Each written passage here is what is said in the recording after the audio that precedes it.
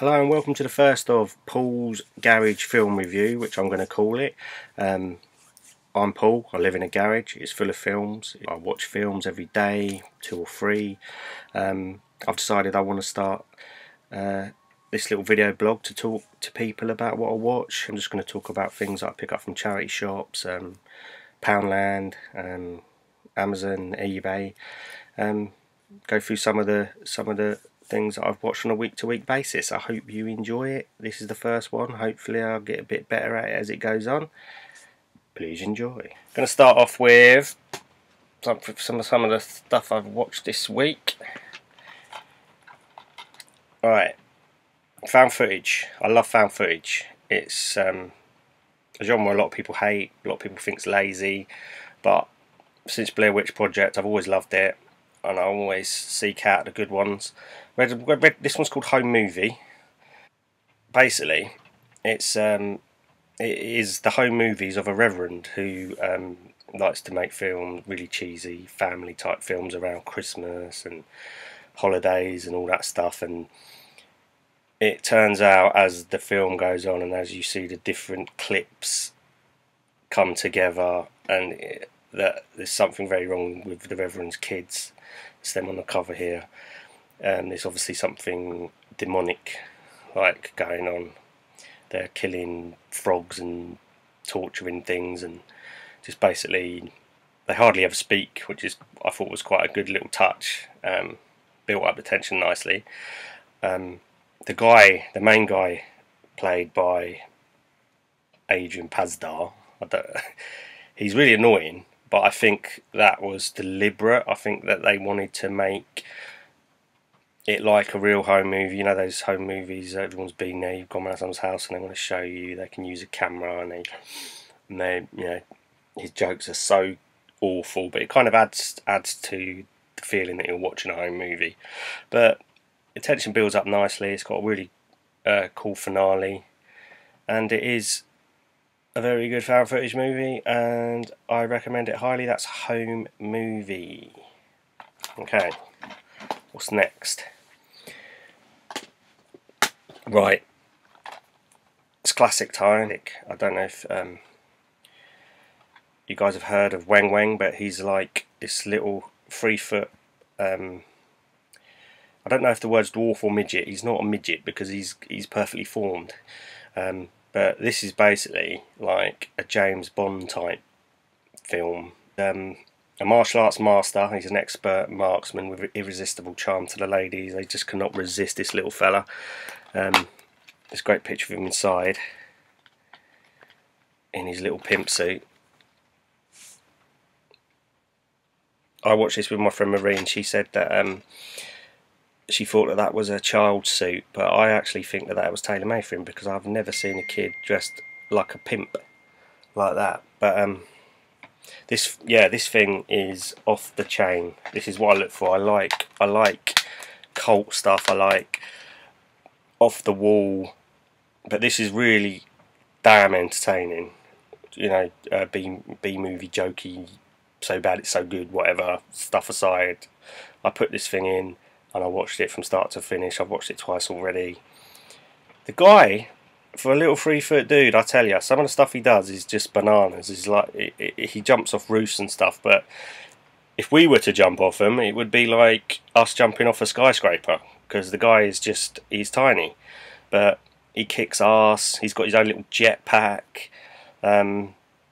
Just awesome. I can't recommend that more highly. The only downside is a few love scenes with full-size women, which were a little bit disturbing, but it's Weng Weng.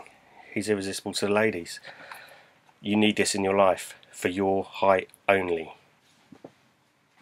Okay, next up, I've had this before on DVD, but I've just recently replaced it on Blu-ray because it's one of my guilty pleasures. No Holds Barred, Hulk Hogan playing Rip the Ripper. It didn't really challenge him, I don't think, as a role, because it is pretty much Hulk Hogan with a different name.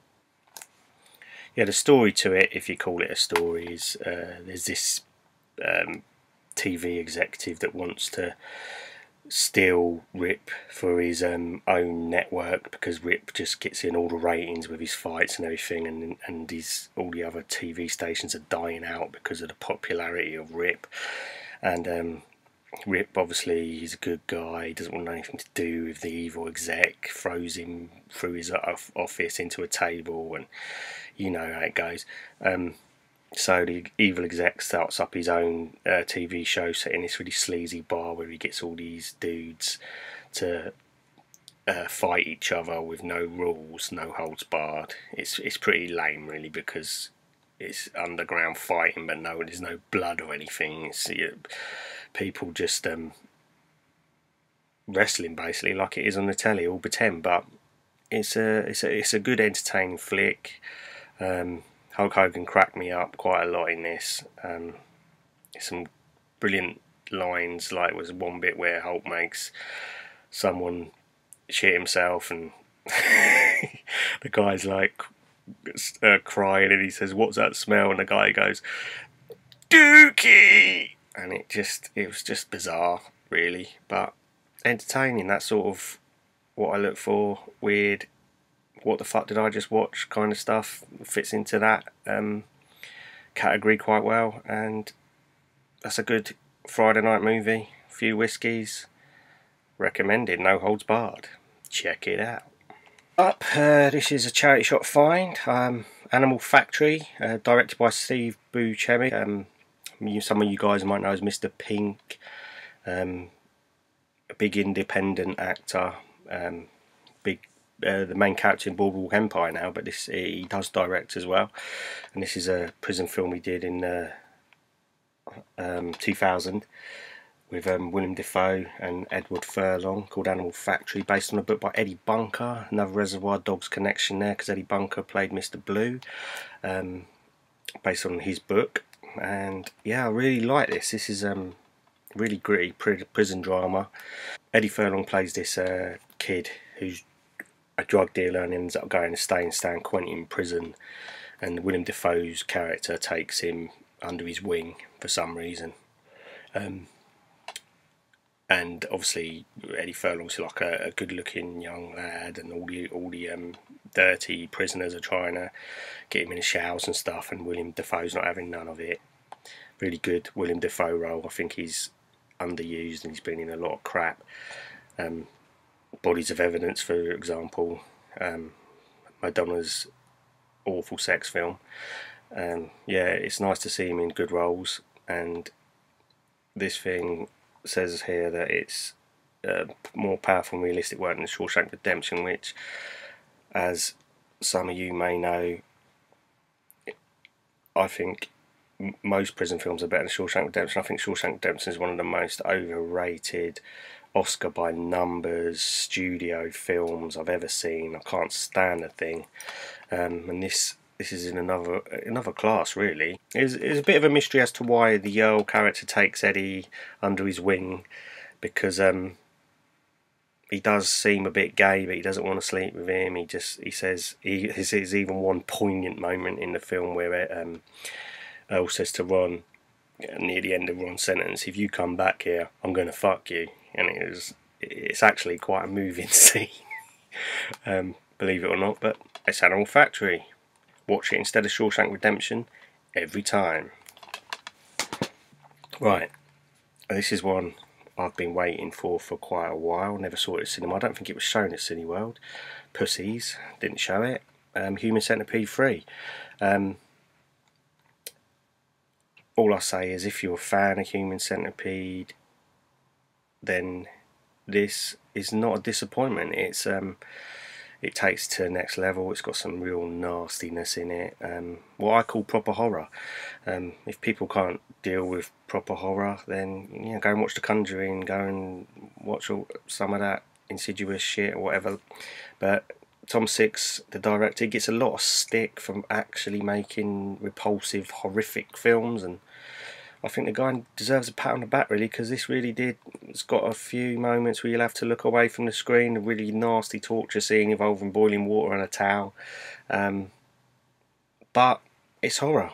What do you want as a horror fan? Do you want to sit and watch a music video, or do you want to you know, to be taken somewhere disturbing, and Tom Six does that, and this is a really good finish to the trilogy for me, and I hope Tom Six does carries on and does something new, because he's prepared to push boundaries, and I think people are going to be talking about his films in 20 years time the way people talk about Tobe Hooper with Texas Chainsaw Massacre now. I think he's going to be reassessed as quite a genius in the field.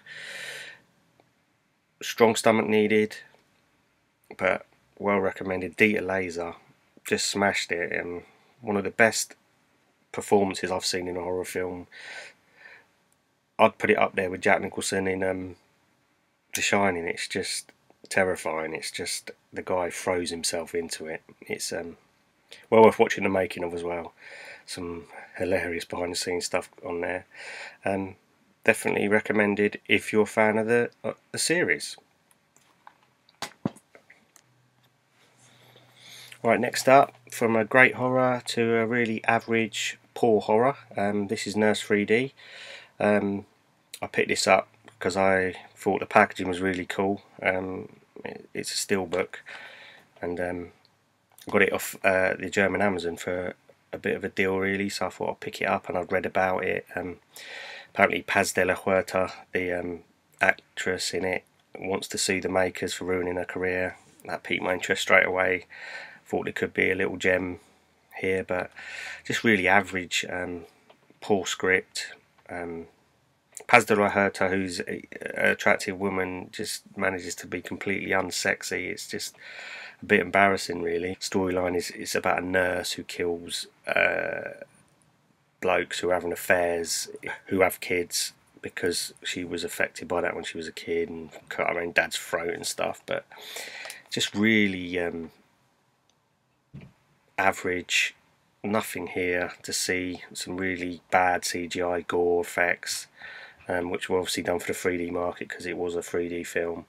I think they were going for a similar vibe to American Mary, which is one of my favourite horrors of the last few years, and nowhere near did it reach those heights.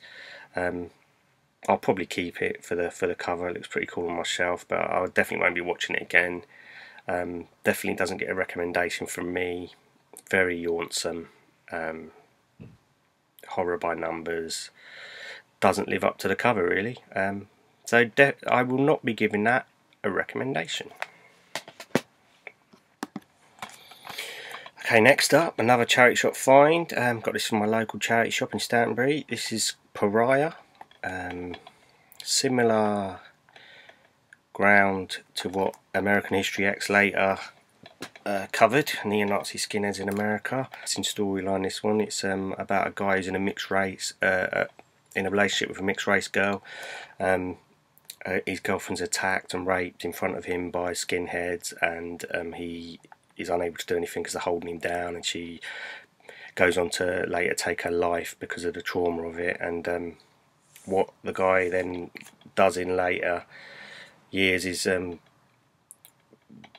infiltrate the skinhead gang, going undercover, becoming a skinhead himself, and getting closer to the people that murdered his girlfriend. Really grimy film, this one. Really,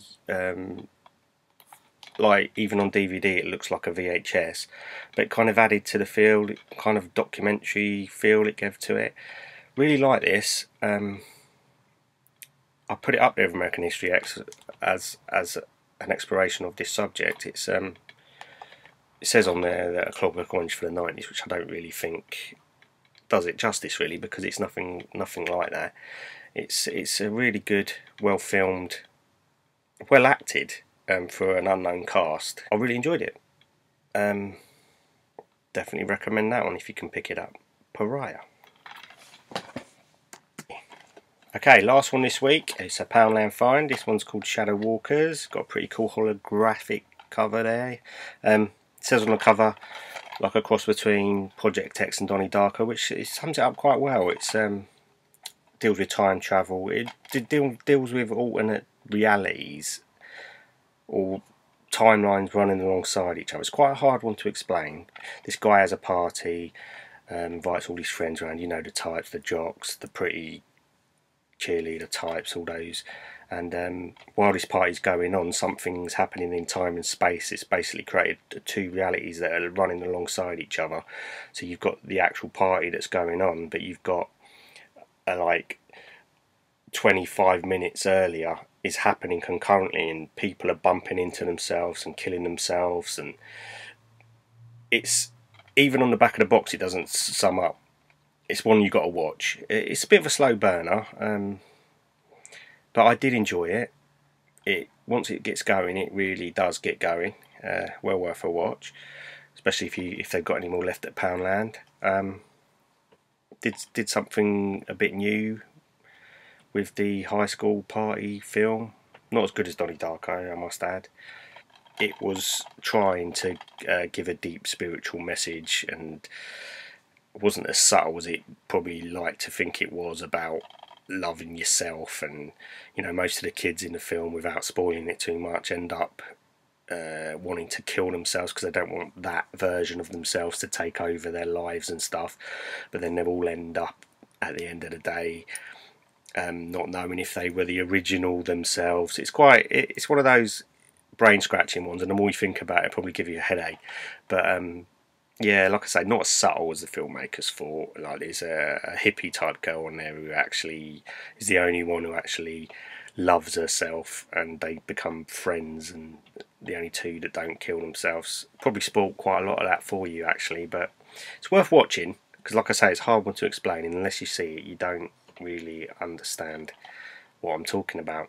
I hope you enjoyed my first blog. There should be another one up next week talking about the things that I'm going to be watching. Yeah, just a special shout out first to my dad, who got me this cool VHS today from the car boot sale. It's called The Unseen. It's got a wicked tagline: 3 luscious women and an unspeakable terror lusting in the darkness until now. And just check that dude out on the back of the box. If you enjoyed my first blog, I look forward to doing some more and talking about things that I'm going to be seeing in the future. I've got a big pile right next to me now. I'll probably start watching some of them. Yeah, let me know what you thought in the comments, and keep watching.